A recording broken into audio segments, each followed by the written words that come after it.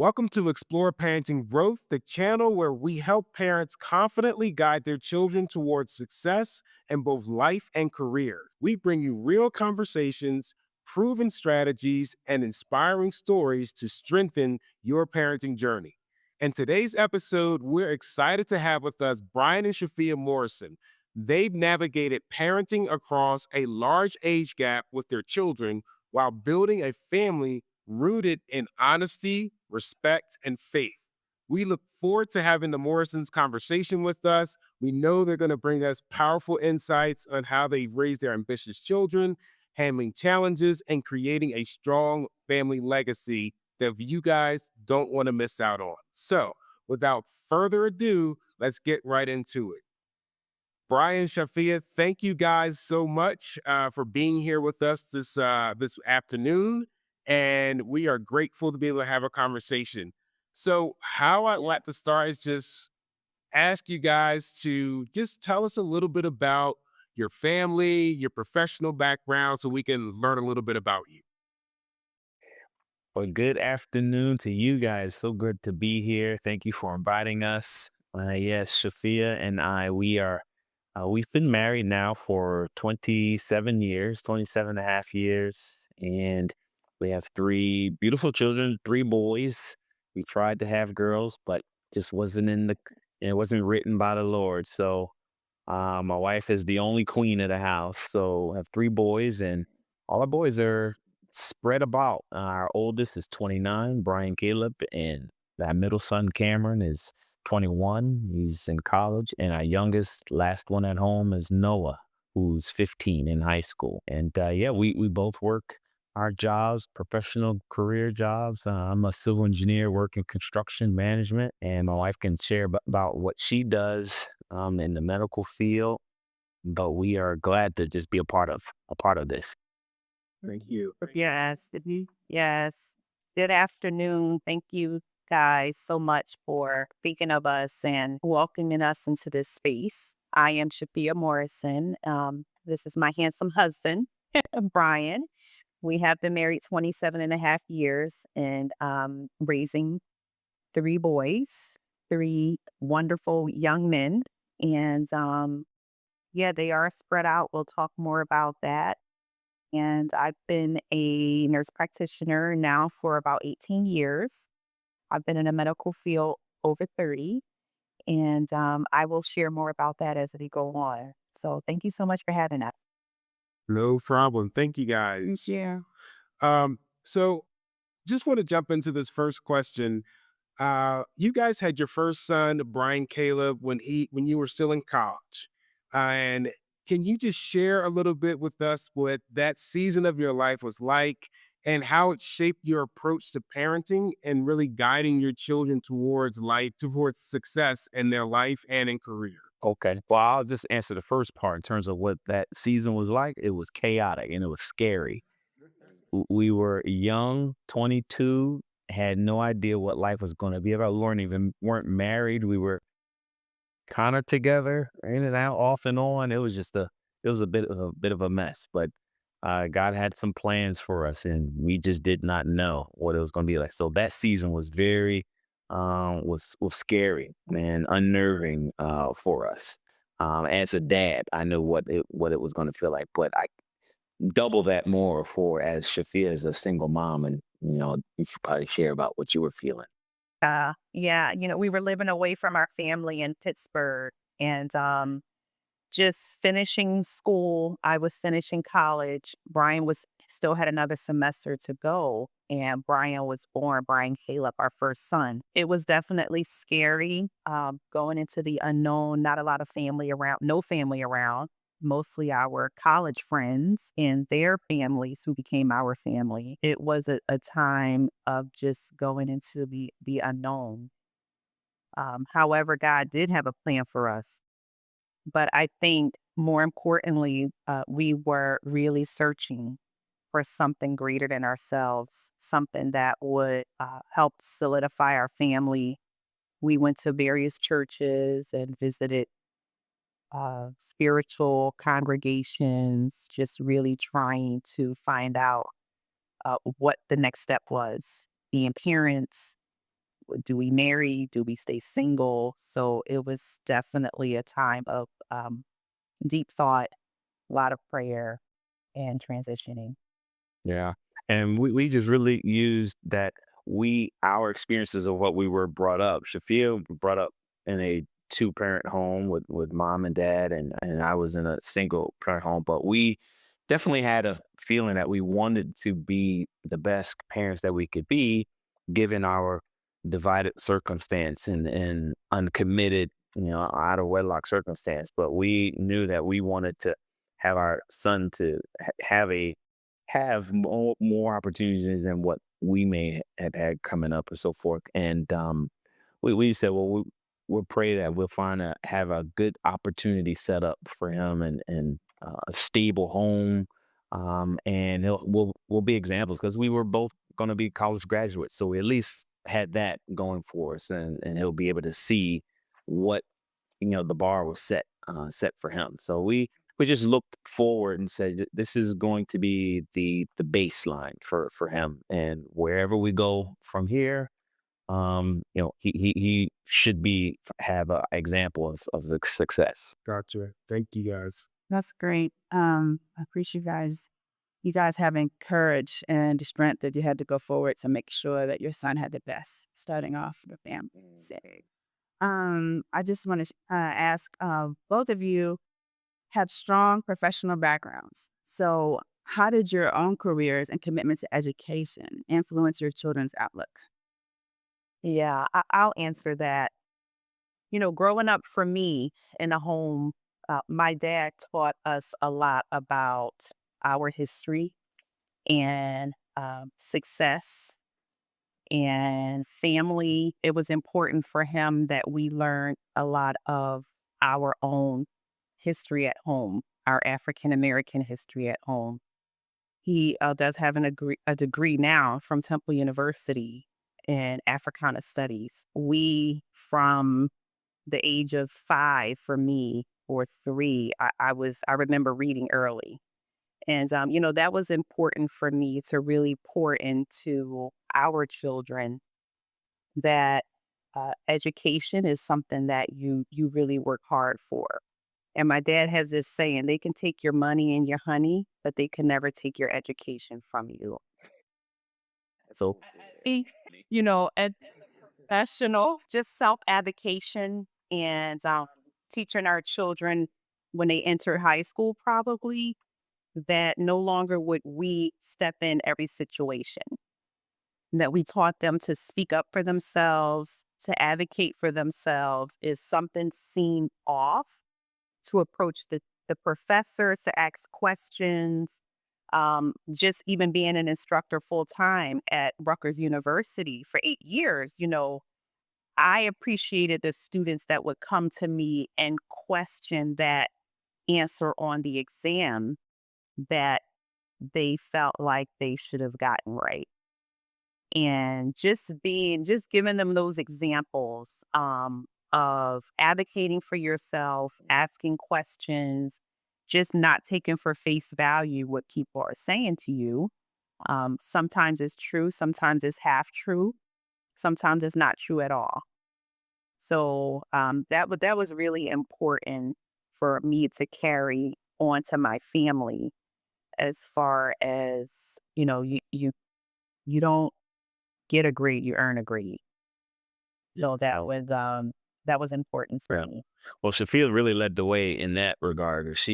Every time I looked up, she was enrolling in some school somewhere. She was going to LaSalle for a master's program. And then I said, "Oof, we got through that." And then she's like, "Okay, now I'm going to Villanova for my doctorate." I'm like, "You're doing what?" And here I'm sitting on a bachelor's. And I'm like, "What is going on? We just went through, so." But I think my at the time, Brian and Cameron, who was very little when she finished her master's, they just saw how hard we worked in our jobs. Our sons say all the time, they say, "Dad really works hard." And I believed in doing the right things at my career and being an example and being successful at it.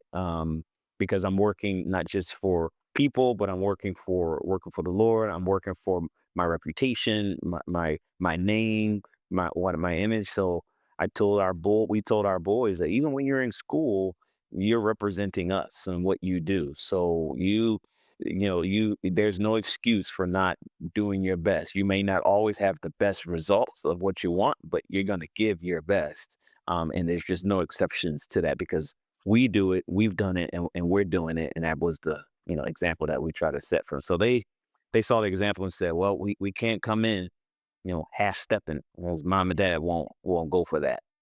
Excellent. That's great. Excellent. Um, and even just along the lines of education, this is a question that I'm particularly interested in asking you guys. So, you've had a front row seat in the evolution of technology and its influence, especially around your children, with that 14-year age gap from the oldest to the youngest. Can you tell us how you've had to manage technology differently for each of your children? Yeah, well, Brian was when he was born, I mean, the internet was just, barely fresh. And, Brian would tell us he wanted a cell phone when they were first coming out. Like he didn't have one until I don't know, he was probably after high school or a long time, junior year maybe. But as they started getting older, the pressure to give them access to that technology started getting earlier and earlier. Before if Brian was when he was in mid teenage years, okay, now Cameron was a little sooner than that because all of his friends around him and things. And now Noah being of age, it's even sooner. So we realized that we had to evolve in what technology could do for them in terms of their learning and their exposure. But even with that evolution, there's still some things we just didn't want them to be exposed to and have easy access, to and try doing our best to protect them. You're not going to protect them from everything, and that's really one of the hard things about just being a parent is that we try, but we cannot protect them from Right. everything and being exposed because once they're away from us, they're out there in the world around their friends in school and um but we just try to teach them to respect what is available, not abuse it, see it as a privilege, not as a right, and that you'll always have access to it. There's some people who just don't have internet at home or don't have technology and phones and things. So we try to help them to appreciate for having it, don't take it for granted, and when it's taken away from you or removed from you or limited, it's because we're trying to be a parent, not trying to just give in to your desires and things that you want, but we're trying to do our best. We didn't always make the best choices or didn't always feel comfortable. But we made sure we were unified in what we were gonna do and decide to do. And they may not like it, but too bad. Mom and dad are on this thing together. So over the years, we had to find ways to give in a little bit and let them learn in their own pace. But we kind of had to pull back the reins a little bit because too much exposure was just not wasn't good for teenagers. Yes, that's definitely true. I appreciate you sharing how using technology is a privilege. And it's great to have those boundaries. So, yeah, like you guys had that example for them. Um, so, I also want to ask, how did you make sure each child's individuality was honored without comparisons overshadowing their unique paths?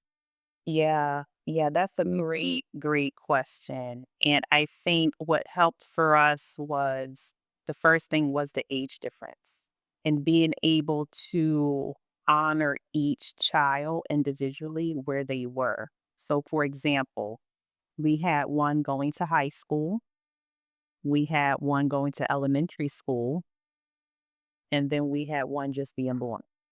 So, I mean, we were literally at college orientation, middle school orientation, and pre-K, a back to school night, all in the same year. So I think being able to really, and they were all saying, boys. So it was really great to be able to honor them where they were. And there was not a lot of competition amongst them. And they were so individual that we were able to dive all into high school. with Brian and dive all into elementary school with Cameron. And, the same with Noah. Oh, we have a newborn now. So, that was the easy part. I think it got harder as they get older because they themselves feel like they're comparing each other to one another. For example, Cameron says, I mean, Noah recently said, there is no way Cameron went all the way through high school without ever getting a C. And we were like, yes, he did. He went all the way. Cam ain't Brian. No, he was asking about Cam. Oh, okay. And so that in his mind, because I think through it in his midterm or interim report, he had to see or something, and he was feeling like, oh, it's no big deal. I said, well, if you did your best work, then okay. If you feel like you didn't do your best work and give your all, then that's when you have to think about why you have a seat. Right. But hearing us, responding and reporting to him, even Brian and Cameron will tell him, oh no, we didn't get C's. We didn't get C's. And he's just shocked by that. Oh, they do their own little, comparison amongst one another, but we don't say, well, they did this. No, will ask us like, oh, did they get good grades? Yeah, they kind of give each other their own um needling to each other. Like we don't have to do it. Well, well, this the kind of student that Brian was, and this is how Cameron was. They do it with themselves. So Brian will say, "Oh no, like I had A's and B's. I didn't fail none of that stuff, and I was taking calculus and this and that." And Noah's like, "Get out of here! No way!" And Cam would, we talk about Cam, and the thing about it too is Cameron and Noah were home together through going through school. So Noah was old enough to see and watch Cameron's journey through high school, and he saw the struggles and he saw the difficulties, and it just blew Noah's mind where when Cameron was like going to college and got accepted to go to Howard, and he's like, Cameron's going to Howard? No, how is he getting into Howard? Like I saw high school with Cam and all, but he saw how hard he worked. And also now Noah's like, wow, my brothers are doing some things. So as I come, I can't lag, so we kind of don't have to do the work. They're doing it for themselves. So I guess that kind of helps by them being so far apart is that they're inspiring each other. Like, yeah, yeah, tell your brother, like, so it's helpful for us. It's awesome. Now, you guys shared, or actually, Brian, I think you shared that in your household, there were the three D's that was not acceptable. And I believe you told me dishonesty, disrespect, or disobedience. And that would be the central thing that made sure was focused on in the household that wasn't tolerated, we'll say. How did those values play out with each of your children given their age gap? Yeah. Well, we learned that earlier on in our beginning of our marriage and being young parents when we got married. Lowell and Angie Hoover taught us that, like, these are reasons for real discipline. If you're dishonest or you disobey, like we've never did the, okay, you're disobeying me and I'm going to count to three. And they were like, well, you're giving them 3 seconds to disobey you, right? You know what? That's a good point. I'm not counting to three. You're gonna do it or you're gonna get it. First time. Um, but we used that going forward, and they remembered it, and they were like, "Yeah, mom and dad are not gonna play any of that stuff." But then we'd also reward them for being honest, even if it was gonna hurt. We'd explain to them how much we appreciate them, being honest with us and so forth, and not making us have to dig it out of them. Although those things happened, and say it's gonna be worse for you if I have to dig it out of you. Um, but it helped us to be able to trial and error how well it worked with the first one. Okay, okay, we can probably try and work and continue that same path with the second one. And he saw the first one and then how well it didn't go, or how well it went or didn't go for his brother. So Cameron would figure out, okay, learn early. And Noah, he's seen two case studies. So he's like, no, not even, I already know that. So, but we held true to that, and it's worked for us where they recognize it, and now they go out into the world knowing that they have to. They're representing, representing our name, representing us, and they don't want to disappoint us. They don't want to disappoint the values that we put into us. But they're still going to be kids. They're still going to be young adults and make foolish decisions and all. But we know now, doing with our last one with Noah, we don't have as much discipline as we had with the first two. Like poor Brian was just the guinea pig. He was the trial and error guy. He was the first. Yeah, that's how it goes. Yeah. But now Noah, we don't have as much discipline that we have to really give to him because maybe he's just seen it multiple times and he's learned, and he's a different personality than the other two. So we're grateful for that because look, we're like older, and I'm like, I don't feel like going through all this again, with no, like I don't want to do, I'm done with this. Like, can you just figure it out, please, and do it? That's great. That's awesome. So, what legacy do you hope your children will carry forward, both from your faith and from your approach to education and family life? Yeah. Well, I think we've helped them with a solid foundation. So anything more that they are able to provide for themselves and their families is definitely icing on top. Um, not that I think Brian was the only one that started out in the medical field, probably. Well, Cameron is physical therapy, but Brian quickly got out of the medical field and went toward finance. He loves numbers. Cameron is physical therapy. We're not sure what Noah wants to do yet. I don't think he really knows. I think the biggest thing that we could ask for is that whatever they do it with all of their heart. They work as if they're working for the Lord, that they employ just being disciplined, not being lazy, being an example, and just growing into their own legacy that they want to leave for their families and their children's. Um, Having their own faith, really pushing them and praying for them to love God for themselves. And I think that's probably it in a nutshell.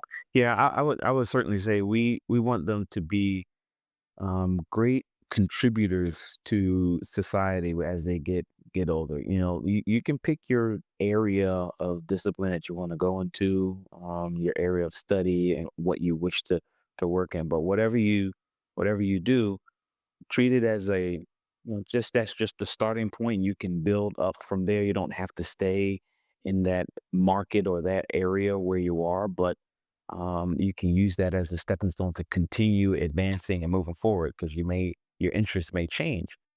But we want you to be great citizens in society, what we have, and don't forget how you got where you are. Don't forget about that God allowed you and gave you opportunities, put people in your path, and gave us an incredible family life structure, stable family life structure, that was able to motivate you and encourage you and give you a sense of stability coming up. And that was all by the workings and grace of God. Because going back to when we were young parents, I mean, we weren't first time with Brian. We weren't married. We had no faith. We didn't know where we were going in terms of purpose in our lives, and God gave us mission. So we place that before him and say, listen, you will have your own path. You'll have your own journey.